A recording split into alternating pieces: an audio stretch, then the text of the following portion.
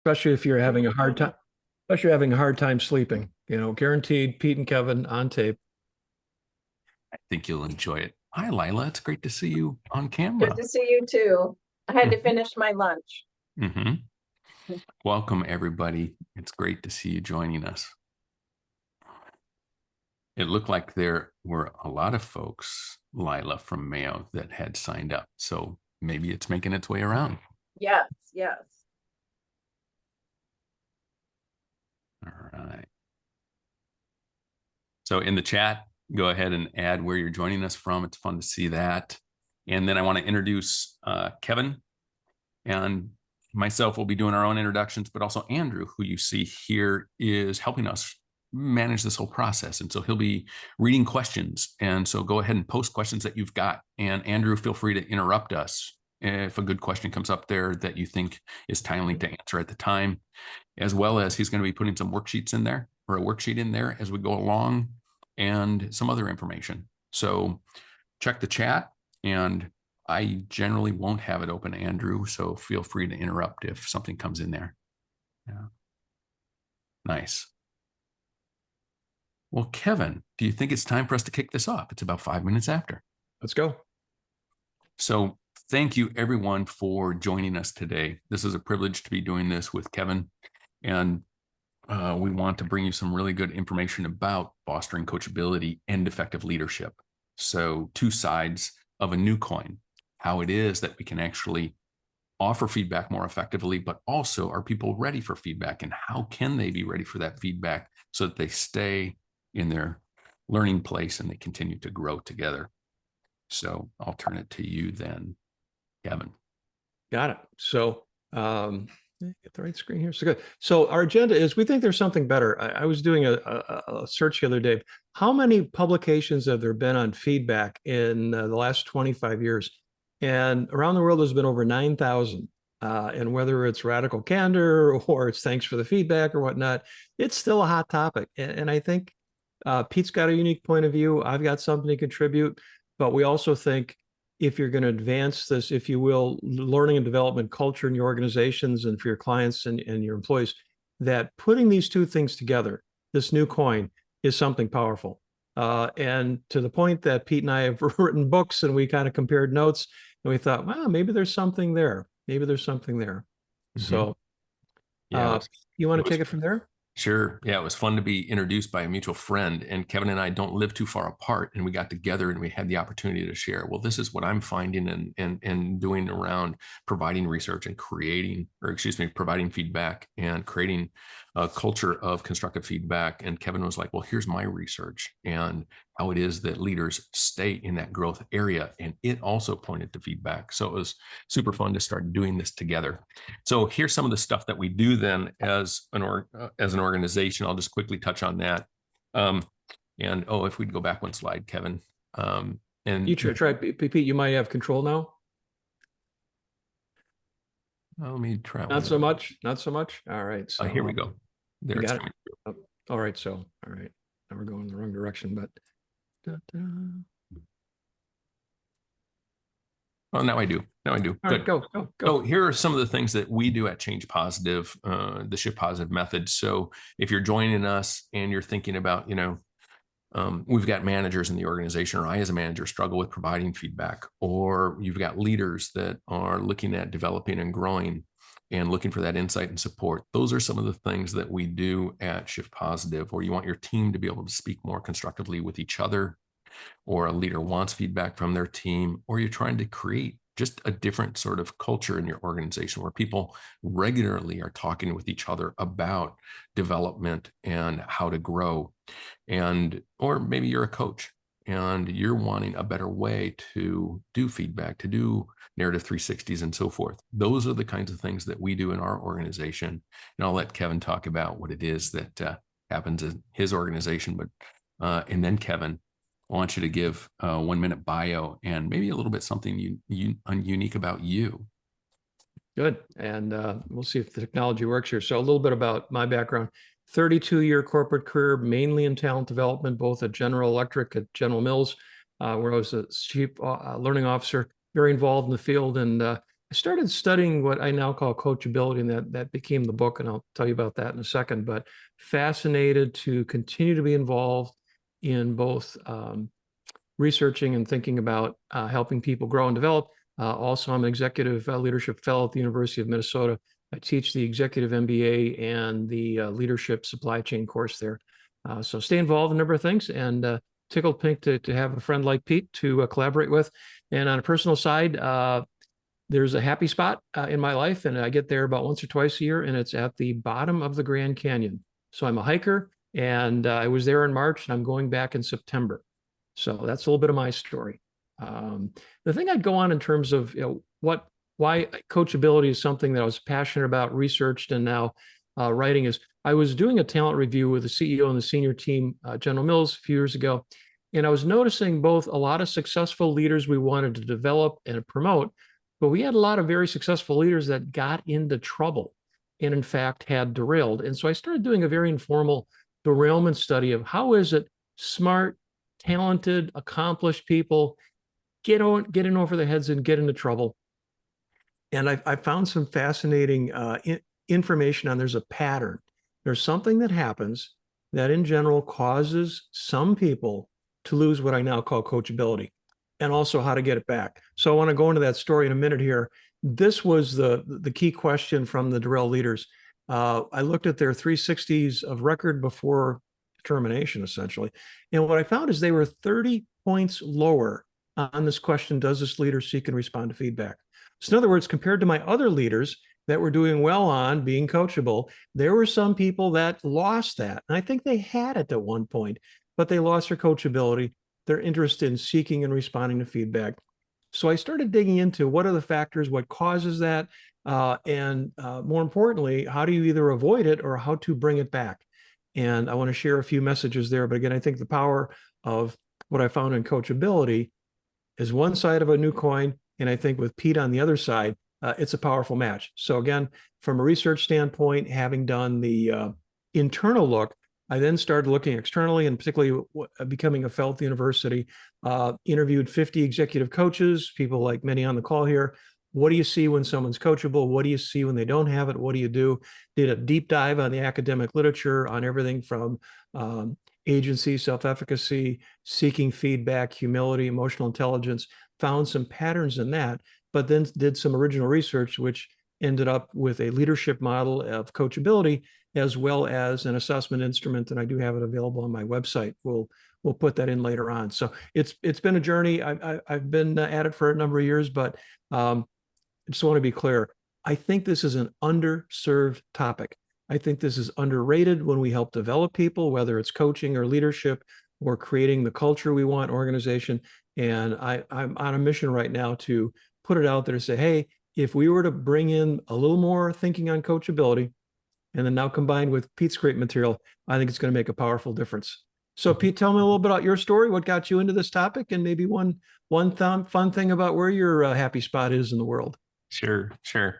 So by background, I grew up in the field of human resources, did about 20 years doing that, was the VP of HR at a place called Courage Center here in the Twin Cities. And then in 2006 became a coach and have been doing coaching ever since. And I had the opportunity to go back to school in 2010 and 2011 to get a degree in applied positive psychology at the University of Pennsylvania. And that was under some of the world's leading researchers, such as Marty Seligman and Adam Grant and Barb Fredrickson, Jonathan Haidt and David Cooper Ryder and Angela Duckworth and Ed Diener and so forth. These individuals that are really looking at what is it that helps individuals, organizations, and communities to thrive and to flourish.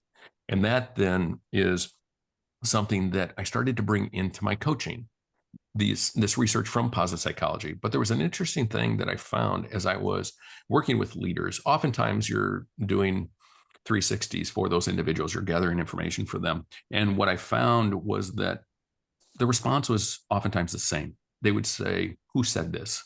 Or they'd look past all the positives and they would focus on the one thing that they felt might be a little bit negative or what they needed to fix.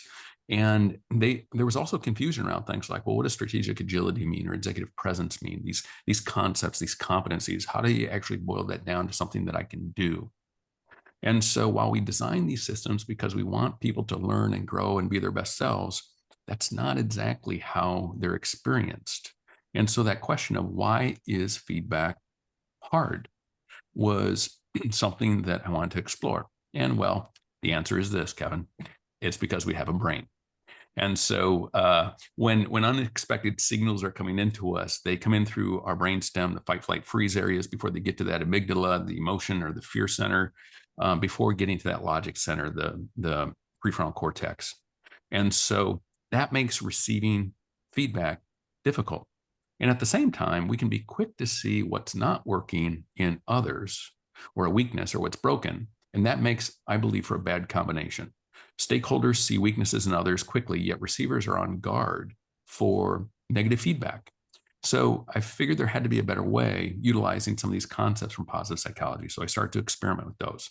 Solution-focused coaching, strengths, more deeply diving into strengths, understanding inattentional blindness, bringing appreciative inquiry from Cooper Ryder into it, social network analysis from other researchers, and then that energy of the leader. And so that's what I'm going to talk about in a little bit. But first, Kevin, why don't you tell us what it is that you found in your work? So having a brain's a good thing. But Pete, I'm not gonna let you off the hook here. What's your happy spot or one thing Oh, that yeah. you? Yeah. Yeah. So kind of the happy spot, or when I get into flow, is when I'm whittling. So over my left shoulder here are some of the birds and fish that I carve. So that's what I do to get into my creative place, is sit down with a piece of wood and try to turn it into a songbird or a duck or a brown trout or something like that. Cool. It's fun to everyone have a happy spot. So back to the so Pete's going down the path, if I may, on terms of what is a better way to have conversations with people and have them use their brain in a positive way to improve, getting feedback. My deep dive is, why is it that my drill leaders didn't use their brain and what was going wrong there, and then how to get it back. And one thing I found, this firm that did our leadership survey, that I found the question, drill leaders in general and as a pattern were less coachable, were not interested in feedback, is I asked them to take a cut at their big database, and they had 50,000 leaders that at that point they had assessed worldwide, all levels, and we cut it by level. And you can see that we created an index of coachability, of how other people judge the leader. And then you can see, as you go from frontline supervisor to senior executives, it drops. And it goes from 71% positive. You think about our early career, we're sponges, we want to learn things. And then by time you get to a senior level, or in the case of the study we did, it was well under 50%. Now, this isn't drill leaders. These are all leaders. I think for the drill leaders, it was more serious, and it probably had a blind spot that mattered to their performance and how they impacted others. But essentially, it declines. I don't have it here, but if I had to give you we took the same cut, 50,000 leaders, coachability by age, same looking chart. Early career, interested, want feedback, want to learn, it goes away, particularly over the age of 35. So here's kind of my point on it. Is why is that going on? Why do people start losing their coachability? And if we had more time, we could do a little bit of discussion here. But let me just ask for the group here: would one or two of you like to come off mute, join the conversation? And if you've seen this decline in coachability, what do you think is going on, either with the individual or the environment, that causes a decline in coachability?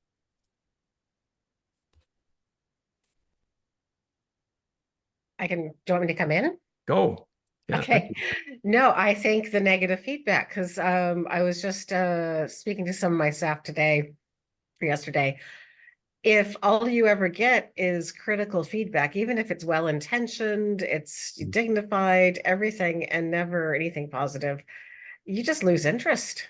Mm-hmm. You just don't want to you don't want to hear anything anymore because you just get depressed. That's bottom line for me. And I think the other thing is, at least from my experience, developing a culture of feedback being okay is lacking in a lot of organizations. Mm-hmm. It's, the end of the year, this is your performance review. It's not necessarily a regular interaction to create that culture from the beginning. When people are receptive to it, to then be able to build that in.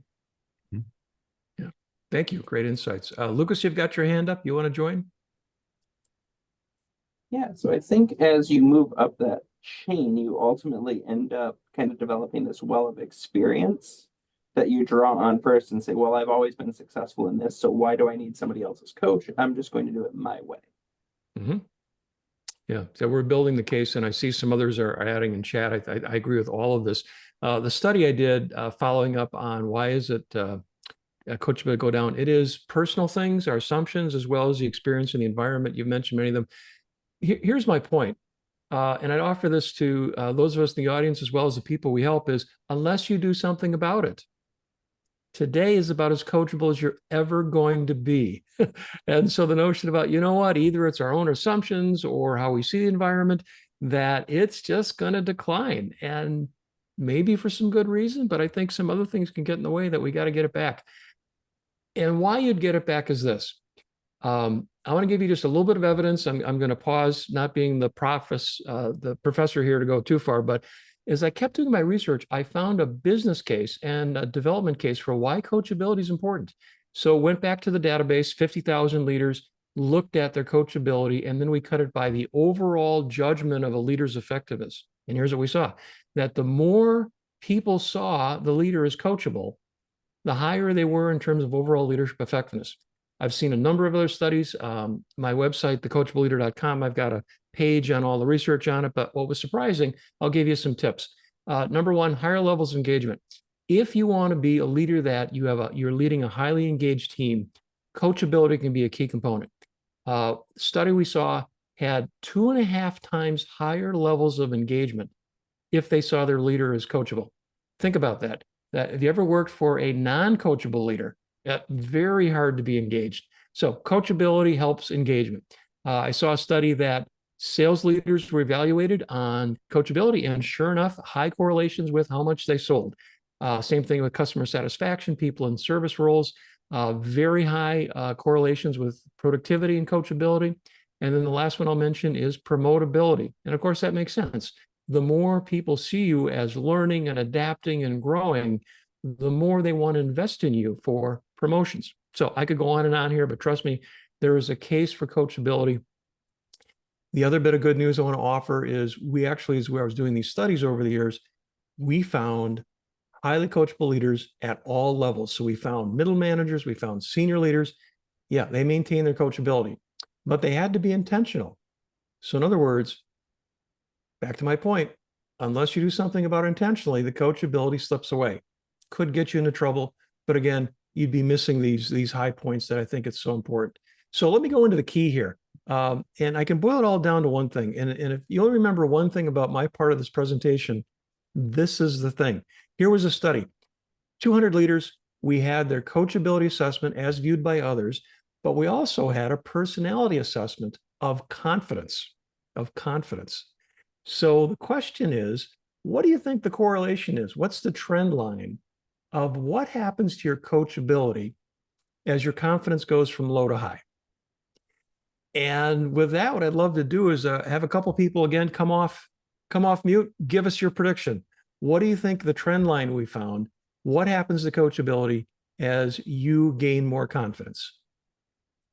And at least you could put in a chat as well, but I'd love to. So we got one vote there, but I'd love to get a few more opinions. What do you think the trend is? Positive correlation. So in other words, the more, Lila, the more Confidence, the higher more the coachability. coachability. Okay. Okay. We got Lucas being creative with an inverted U. Okay. Anyone else?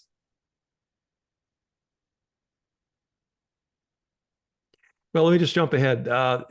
Lucas would get the award in the class. Actually, it is a curve. And again, think about this insight about being coachable, that as your coachability goes to low to high, you can get into your learning zone.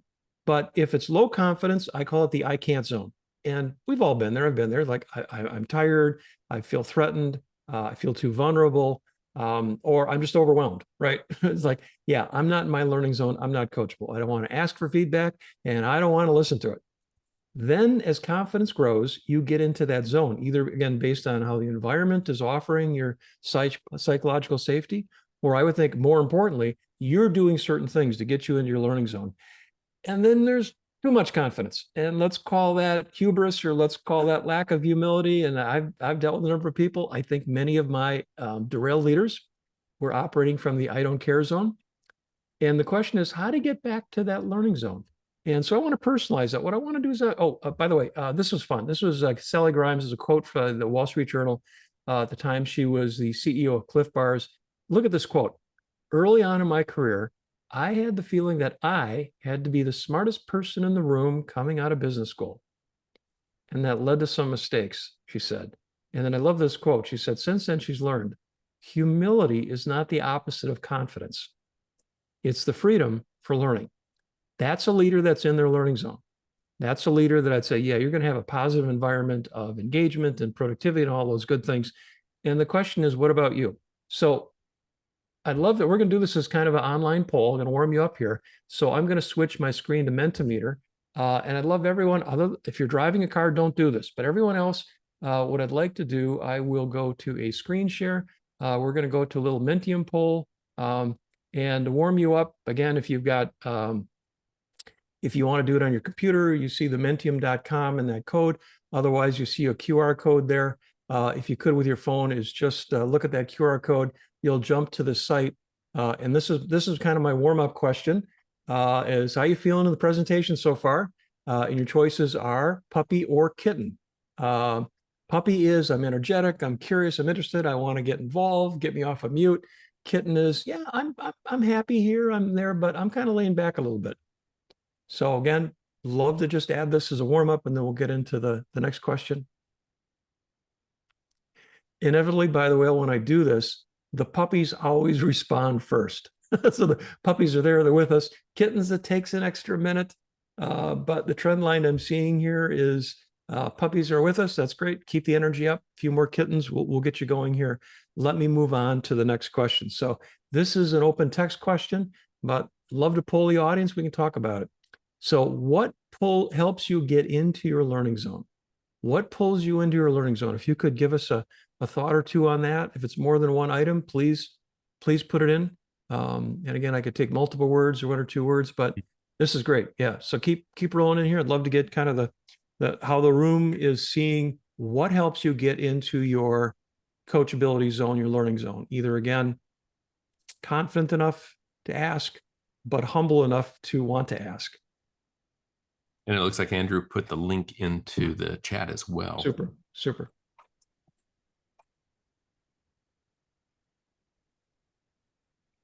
Ideas I've seen before. I think that's great. I've never heard singing before, but that's a good technique. We'll have to I'll add that to my list. Love to get a few more. Well, what do you think about times that has been prime for you? You've been in your learning zone, to be curious, to get feedback, to ask, to listen, to consider it. What's going on? I like sleep.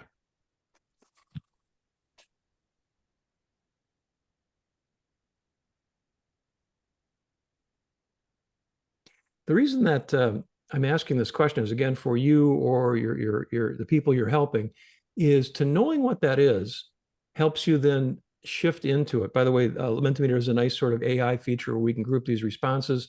We'll let them think about what they're seeing overall. And here are a couple of themes. Curiosity was the big winner. So getting yourself into that curious mode, feeling psychologically safe, fresh ideas, mutual trust, respect of each other, comfort with the team. So singing ended up in the interest category, and then we've got sleep and appreciative inquiry. So that's great. And if you will, one of the takeaways I'm offering for the presentation is think about learning zone is so critical. How do you both get into it, and how do you encourage it from other people so that you can build coachability? With that, Andrew, I'll look for your help here. We do have a little one pager. Actually, it's got 2 sides. It's going to have some peat material that we want to share with you. So Andrew, if you could put that handout in. There you go. Thank you. So anybody, again, if you're not driving, we'll figure out a way to get this to you later. But one side of this handout is a way for you to go a little deeper on this learning zone. And it's a worksheet that I use in workshops to have people think about, all right, think about times where I've been low or I've been too high on the confidence scale. And then what would be my guideline to put me into that? And then what would be the payoff? So I'm just going to offer that as a takeaway worksheet that either you could use for yourself or in coaching. By the way, I would strongly advocate this would be a fun opening topic for either a leadership development journey training or a coaching encounter to start with. Let's talk about learning zone.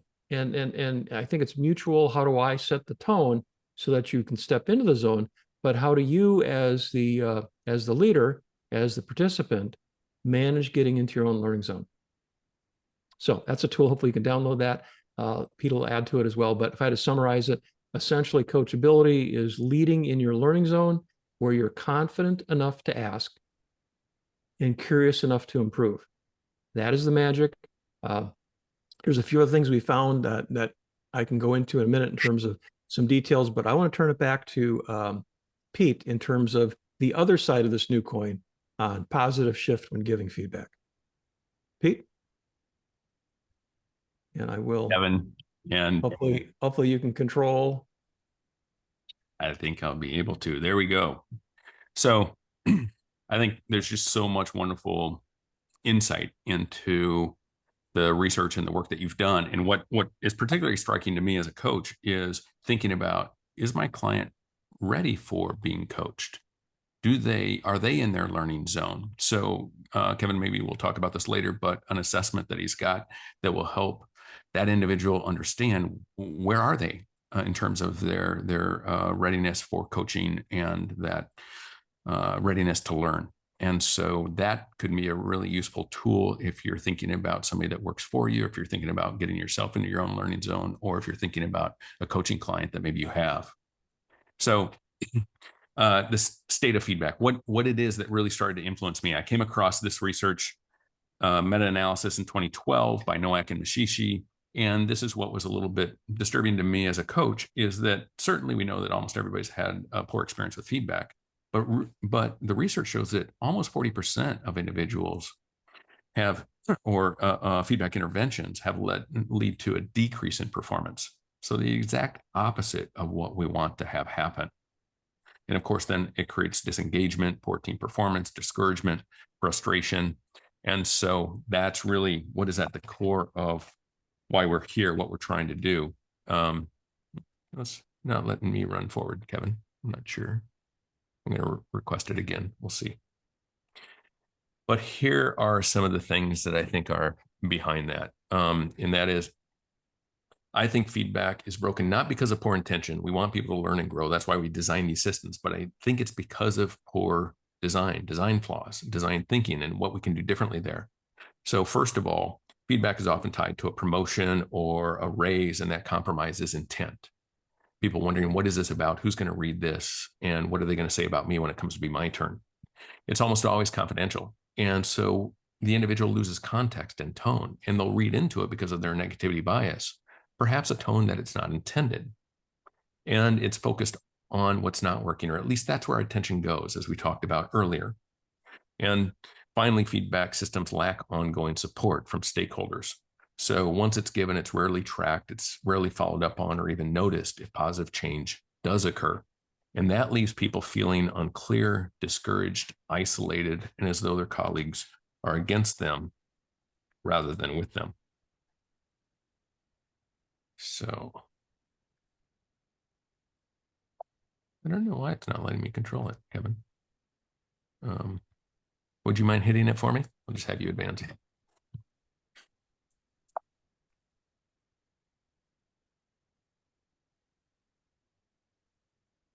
Oh, you're muted as well, Kevin. Is it letting you? Pete, I'm giving you one more time here. Sorry for this, but I'm how's that? That's good. Okay. So this is why we're doing this work. We want to change feedback to be the positive and constructive experience that we intended it to be. And so how is it then that we do that? So I'm just going to do a little indicator when it's okay, Kevin, for you to move it ahead. If you could run that. So how do we do that? So being exposed to research from these folks, it really gets you curious about how can we construct it, design feedback in a different way, whether it's utilizing the research by Tom Rath and Robert Biswas-Diener around strengths, or Bart Fredrickson on priming positive emotions or appreciative inquiry and so forth. Mindset, of course, with Carol Dweck, and understanding positive deviance from Jerry and Monique Sternin. There's much to be harvested by the advances in the research. And so let's reimagine feedback. First of all, what would it be like if the focus was on what your colleagues love about you, what they think, so that you get a clear understanding of you at your best, what they really appreciate about you. And then what if they go further to say, to imagine what your next might be, what you could do to be more effective going forward. And then they take it one step further beyond that even. And that is, they say that they'll be there to support you through that change, and they'll reinforce those new behaviors when they see it. Well, now how would it feel to receive that kind of feedback? Or as a leader, how would it feel to be able to give that sort of feedback, or as a coach to your client? So I think feedback at its best is this: when you trust the intention of the person that's sharing it with you, when it's truly for your benefit, that's saying that with the right intent, we can share any content. When we feel that person is looking out for our best interest, you can be more direct with individuals. Also, when that context is there, you understand the circumstances, you understand who's saying it, you understand when it matters. Because, for example, the board is looking for something different from that CEO than what their leadership team is looking for, or individuals on their leadership team are looking for. That context truly matters. And also when feedback is developmental. One of the comments earlier was about performance reviews happening annually, that sort of thing. What we're really focused on here is developmental feedback. How do you seek that? How do you provide that? So if you have good metrics to measure, are we meeting expectations or not, then we can bring more to that area of developmental feedback. And also when you know what to do rather than what not to do, it's not focused on weaknesses and doesn't draw our attention to weaknesses, but rather, how can we also understand our strengths and leverage our strengths toward those areas of growth? When it's done in a timely way, because it becomes part of the culture and people learn to speak to each other in that way, and when you have ongoing support going forward to help reinforce those changes when they happen. So an example I give, Kevin, if you and I were in a meeting together, we come back and I say, Kevin, I love the way that you ran that meeting. You were concise, you were clear. When you saw questions on people's faces, you responded to those. I think it was masterful. If you're interested, I think there's one thing that might take it over the top, and that is, before we leave the room, try to uncover if there's any resistance to the idea. Try to get find a way to see if people are committed to it so that we can actually make a decision and move forward. I think that would be the next step in being effective with this particular group. If that's something you're interested in, I'd be happy to watch for that, and we can debrief again after next week's meeting. So how does that sound to you? Sounds good, Pete. Thank you. So that's the kind of thing that I mean in terms of, how do we put these into practice? So for this workshop, we're just going to focus on a few areas that come out of the shift positive approach and the research, and that is focusing on strengths, growth, and allyship. So first of all, strengths. Let's talk about strengths a little bit. And I like this slide, this perspective from Marcus Buckingham, and that is that strengths aren't necessarily the things that I'm good at. Those can be skills. Strengths are the things that strengthen me. I feel more like myself. I'm in flow when I'm operating from that place of strengths. And we know that then when people are operating from their place of strengths, they're more engaged, more energized, and it has a positive impact on their overall well-being. Also with strengths, some interesting. Pete, I'm sorry. Let me. I'll interrupt here. The powerful combination here is essentially, if you start talking to me about strengths, that puts me into my learning zone. Mm-hmm. That gives me the confidence. So nice connection there. Mm-hmm.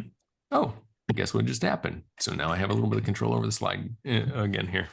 So here's some interesting feedback from research from Tom Rath in his book Strengths Finder 2.0, and the question was really about feedback that people received and engagement, that correlation. And what he found is that individuals who report that their leader gave them feedback on their strengths, only 1% of them say become actively disengaged. 22% of the actively disengaged say that they got feedback on their weaknesses. So it begs the question, where do the actively disengaged come from? And what he found is that they report that they didn't get any feedback at all. So this idea that no news is good news is simply bunk. It's wrong.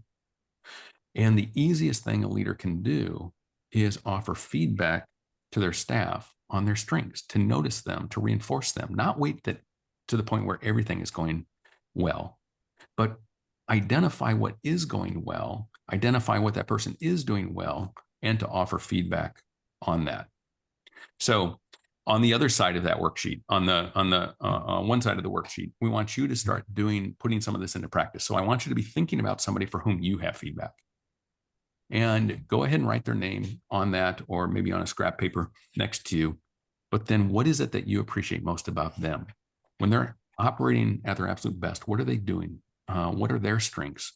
What are some specific examples of that? Things they say, behaviors that they show. Oops. Next, we're going to talk about growth. And so this is a tree. I say this is a tree. This is not a mushroom cloud. This is not when we're going to start blowing people up. And so the first thing that I would say here is, but what about weaknesses? You know, traditionally, once we talk about strengths, we talk about weaknesses, and we feel like we need to do that. In our approach, we don't. What if we never talk about weaknesses? They might be interesting, informational, or insightful, but they're insufficient to make change. We need to go further. And by asking people about weaknesses or, quote, opportunities, it primes them to see those behaviors that they don't want in the future. We want to prime people to see what they do want. So, but what about things like radical candor, radical transparency? Those, in my opinion, neglect to understand that negativity bias and the neuroscience and what's happening in the brain. Because when we receive information that we perceive to be a social threat, then our brain is simply going to react the same way it does when we perceive a physical threat. It reacts as if we're hearing somebody in a dark alley walking down behind us. And in fact, what they show under fMRI is that the same areas of the brain light up as when we're under physical threat, and the same areas that actually register pain. So what this little guy in the lower right, this smiley face with the tongue and the little thing in his teeth there, represents is a story that Marty Seligman said last time I was on campus. And he said, you know, the negativity bias is like our tongue. It's forever cruising around our mouth. It's looking for an intruder. When it finds that popcorn husk, that's where it's going to go. And it's not going to stop until it dislodges that intruder. So that's what the negativity bias is like. How is it then that we overcome our biology? How do we move forward? So we have a simple tool that we want to offer to you.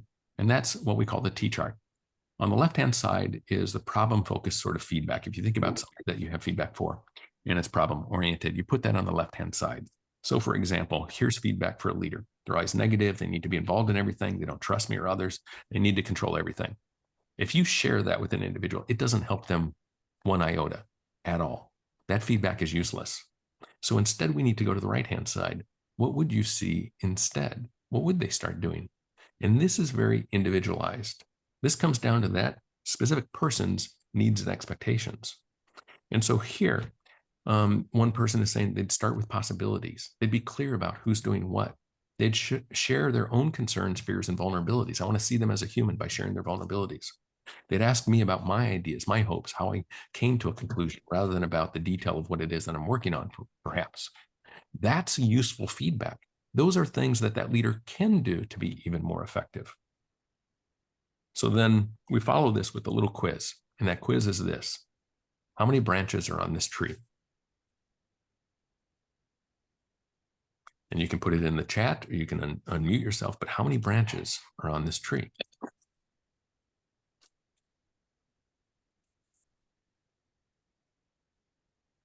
Too many to count. Allison, good. Alan, several.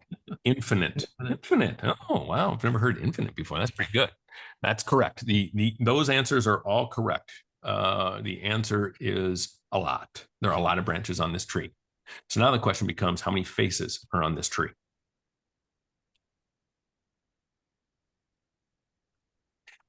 Count those and put them into the chat.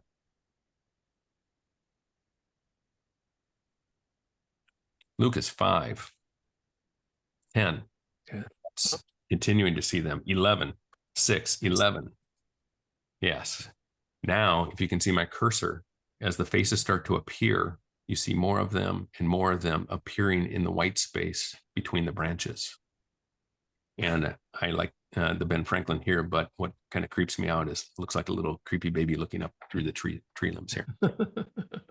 So what this is illustrating is something called inattentional blindness, a thing that happens with us. We don't see what we're not looking for. And so unless you take the time to truly think about what success looks like, what's on that right-hand side, the person you're offering feedback for is going to be guessing, and you're not going to see it when it starts to happen. So it really doesn't help in that respect. So for that client or employee who started to act differently, started to share the possibilities, was clear about who's doing what, shares their own fears and vulnerabilities. If those were things that they were just throwing out there, who's going to notice it? Who's going to reinforce it if they hadn't seen it first in their own mind's eye? That's what we want to do, is share with people specifically what they can do to be even more effective. So what would that look like? So when you think about the individual on your sheet, their growth, what's next for them? If they were even more effective, what would you see? If you need to put something on the left-hand side of that T-chart, that's fine. But then work hard to get to the right-hand side. What would they be doing? What would they be saying? Where would it be happening? And the answer to that question as I interview people in 360s is basically, they don't know. They don't know until they start to see it in their mind's eye. And they start to look around and then they go, they'd do this. She'd do this. She'd say this. That is when now they've seen it in their mind's eye. So when it's easier then to convey it to the individual. And when it happens, they're going to notice it because they've been primed to see it already in advance. So this is how you can use that worksheet to really get to the core of a solution orientation by simply asking yourself these kinds of questions. What would you see? What would you want them to do? And if you're an HR leader in an organization, people are coming in, managers are coming in, talking about an employee that needs to, be more effective, just ask them these questions. What would you see? What do you want them to do? What would that look like? How would they behave differently? And if they keep saying things like they would stop doing this, they wouldn't do that, they won't do this, then they're not there yet. They don't see what they want yet. You have to get them to that place where they clearly see what the behavior is, the constructive behavior. And then it's like, can you ask them, could you share that with them? And generally at that point, they can. And would you notice if they start to do it? Yes, I'd fall out of my chair if they start to do it. So now you know you've got the constructive aspect of the feedback. And here's then the third component, allyship. Allyship is crucial to this because the research shows that we don't change by ourselves. Feedback, first of all, feedback is relative and relational to the person providing it. Everybody has seen that individual relative to themselves and their own expectations. This is work by Marcus Buckingham and Ashley Goodall in their Harvard Business Review article, The Feedback Fallacy. I would highly recommend that article, The Feedback Fallacy. Feedback is not truth, but it's your truth. It's always relative to your own expectations, your own comfort zone. And so all we can say is, they would say, all we can say is our experience of the other person, how we interpret their behaviors. We can't really say whether that is true or not. And so, as I mentioned, change doesn't happen alone. If you think about a time when you were able to make a large change, who was there to support you? And we know from research too, that, and this is research from Marshall Goldsmith, that there was one variable proven over and over central to long-term change in individuals who were receiving coaching. And that was ongoing interaction and follow-up with their colleagues. Did they simply share their goals with the people around them? If they shared their goals, it was likely that those people would perceive change in them. If they didn't share their goals, the likelihood of others perceiving change was no better than chance, they found. And these researchers fascinate me. Schnall, Harbour, Stefanucci, and Profit. They found that with social support, we see slopes as less steep and we feel burdens to be less heavy.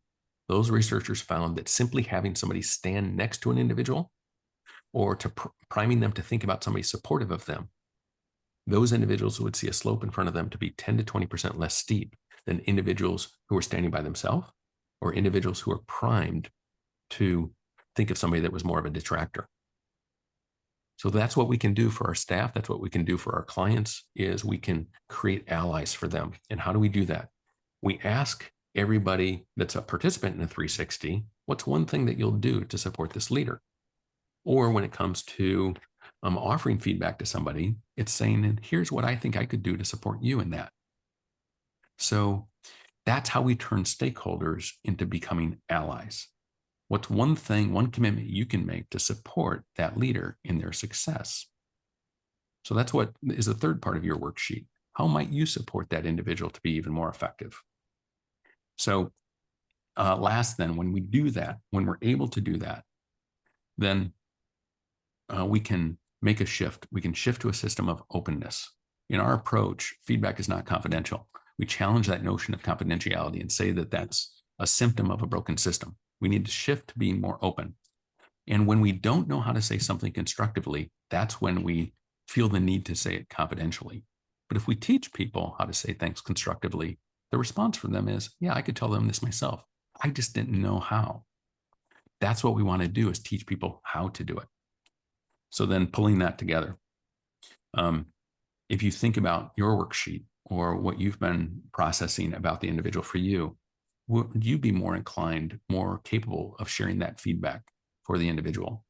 And how would it feel to you to have that capability to actually say what you feel needs to be said, but in a constructive way that is about what you appreciate, what to do, and how you can help that individual?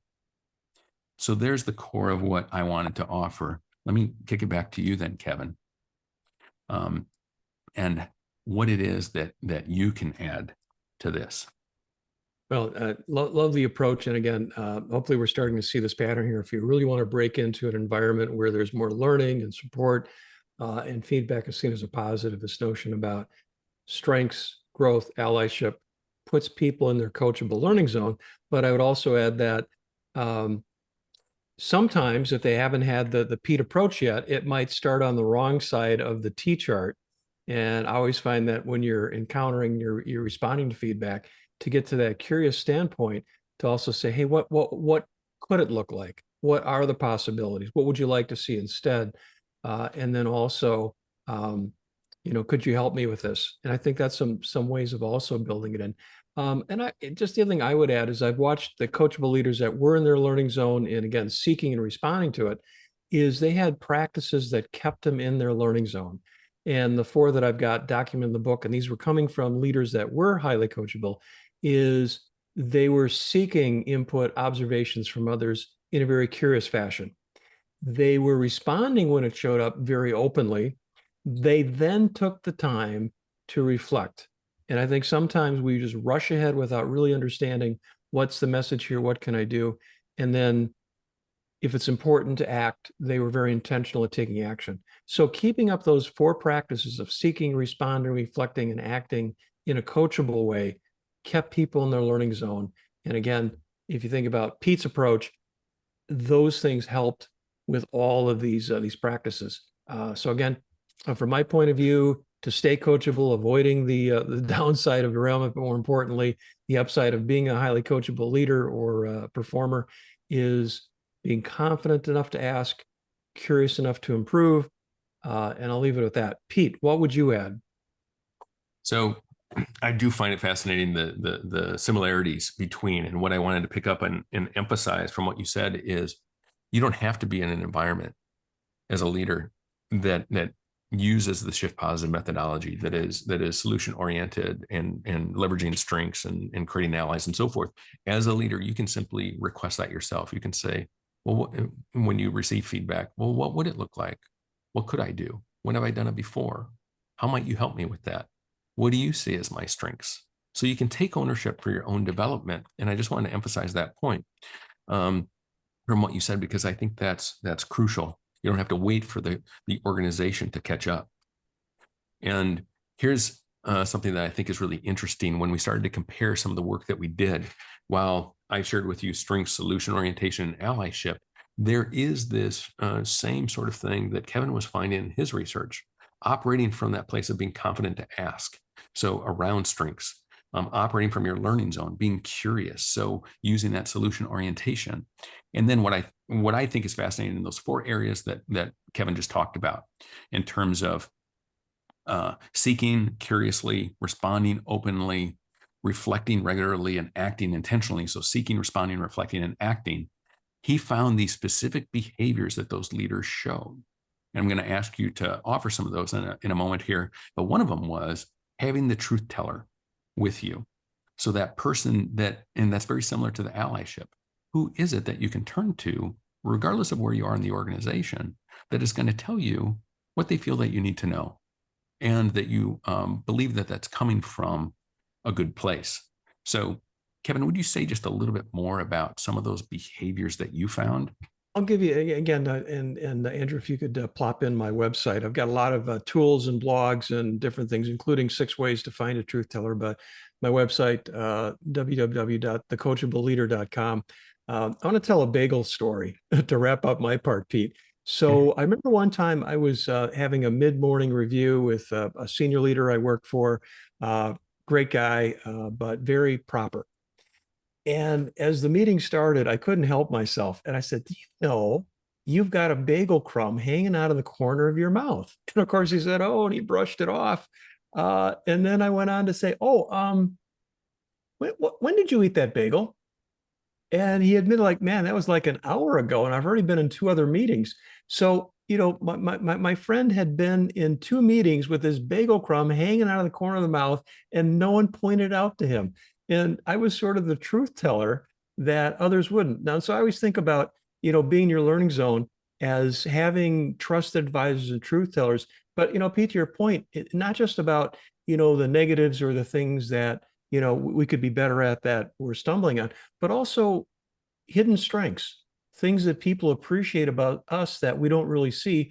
Or as I'm teaching leadership in my exec MBA course, talents you have that you could take to a much higher level, that are who you are and have a bigger impact. So again, the bagel crumb is not just necessarily a deficit, could be a signature strength that matters to others that you can invest in. But we shut down, we avoid those things. So I think this notion of allyship and curiosity are so important. And with that, Pete, I think we're towards the tail end here. Do you want to mention any final comments and then questions, and mention what we're doing next week? While you're thinking about questions, and feel free to come off mute or to put your question in the chat. Here's a little bit about what we do. You'll find this on our website at shiftpositive360.com or shiftpositivemethod.com. But the kinds of things that we do to really be able to scale and create a culture of constructive feedback in organizations.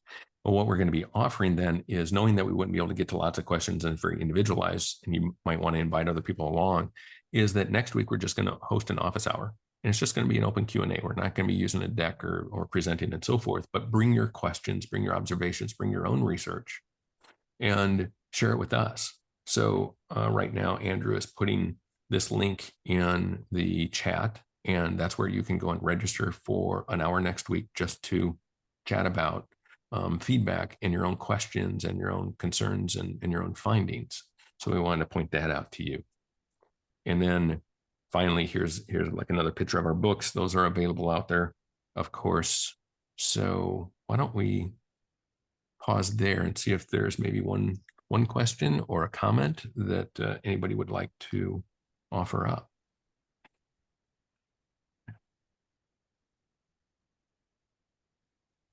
This may take more than a few minutes to address, but I'm wondering, we've looked at this idea of coachability, which is sort of an individual level characteristic that I would expect changes across environments, and isn't necessarily 100% attributable to individual level characteristics, but rather shaped by the environment that individuals find themselves in over the course of a career. I was just wondering if you could speak a bit to sort of those cultural or environmental or structural organizational factors that are conducive to growing coachability in individuals. Well, Pete, if I Go ahead. I'll just start off with, obviously the more that you invest in the shift positive methodology, the more that people are open and curious for it.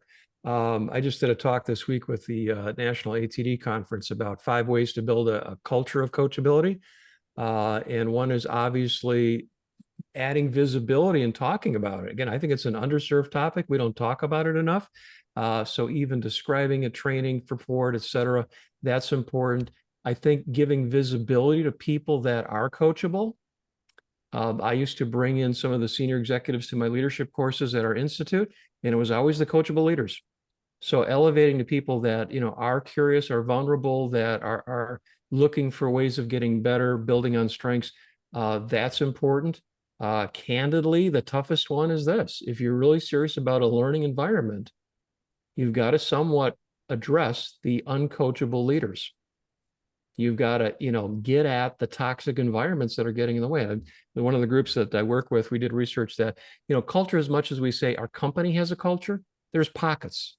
Mhm. There's pockets. So I would say, to what degree could you in your own pocket develop a shift positive, coachable culture? Obviously then reward for it, interview for it, hire people that are coachable would be a good idea. Add that to your promotability format.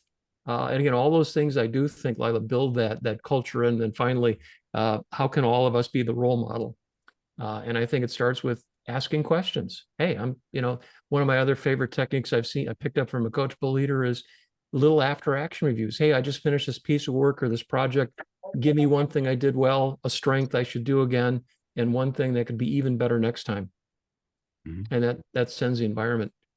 And Pete, I think we're getting towards the end here, but what would you add? what I'd add is where I've seen the most success is when you do start with the top of a group. So whether it's the CEO and the executive team, that has a huge impact, or even like the leader of a business unit. When they role model that, and every time that there's a 360 happening and each one of those people being interviewed is actually learning what we were just showing, then it starts to impact the culture. And when you go into an organization where they've done this at the top, then you find that it's so much easier that people are already reframing themselves from what's not working to what they do want, from what's broken to strengths, and that willingness to be like, yeah, I wouldn't expect them to change if I'm not willing to be part of it. So role modeling at the top has a huge impact, and you've been a wonderful role model in your roles. Thank you. Thank you for that answer. I feel like it was so excellent. People will think I was a plant with the questions. It's nice to have a researcher in the group that's looking for what's the evidence here. So, well, thank you everyone for joining us. And again, next week we are doing an open office hours where we can dig into more of these questions. And I would highly recommend reading Kevin's book, because there are specific behavioral things in there that are just these great takeaways. So we can get it down from these concepts of coachability to here's specific behaviors. Tell me the one thing I did well, one thing that I should change next time, instead of how do you think the meeting was? Well, the answer's fine. There are things that those leaders do that keep them in that coachability, that learning zone, just as there are when we're offering feedback. So we want to hear your questions and suggestions, because we continue to try to advance this field, and we can learn from you as much as potentially you're learning from us. It's a privilege to have you here. Yeah. Take care, everyone. Thanks for the time. Mm-hmm. Thank you. Thank you.